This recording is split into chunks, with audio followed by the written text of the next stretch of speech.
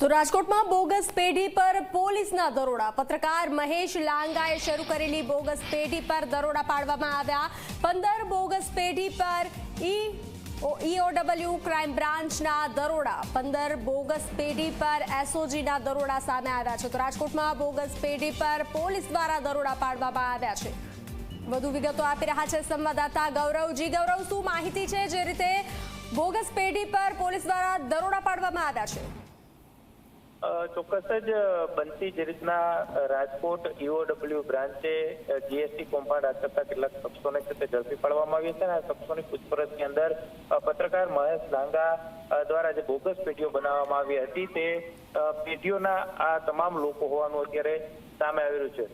SN Jadeja જે PI છે તેમની ટીમ દ્વારા આખું કૌભાંડ છે તે પકડી પાડવામાં આવ્યું છે। રાજકોટ પરમાર એન્ટરપ્રાઇઝ નામની ડમી પેઢી બનાવીને અંદાજિત 60 લાખનું આખું કૌભાંડ છે તે આચરવામાં આવ્યું છે। જુદી જુદી 14 જેટલી પેઢીઓ છે તે પરમાર એન્ટરપ્રાઇઝ નામથી બનાવવામાં આવી હતી। બોગસ વ્યવહારો છે તે કરવામાં આવ્યા હતા। મહેસાણા, જુનાગઢ, ગાંધીનગર, રાજકોટ, ગીર સોમનાથ, જામનગર સહિતના શહેરોની પેઢીઓ સાથે તેમને બેનામી વ્યવહારો છે તે કર્યા હોવાનું સામે આવી રહ્યું છે। આરોપીઓ સૌથી વધુ કૌભાંડ આચર્યું DA એન્ટરપ્રાઇઝ નામની પેઢી છે તેની માંથી આચર્યું હોવાનું સામે આવ્યું છે। મહેશ લાંગા જે DA એન્ટરપ્રાઇઝ પેઢી છે તે ધરાવતો હતો અને જેલમાંથી હવે મહેશ લાંગાનો કબજો છે રાજકોટ પોલીસ દ્વારા લેવામાં આવશે અને તેની પણ પૂછપરછ કરવામાં આવશે।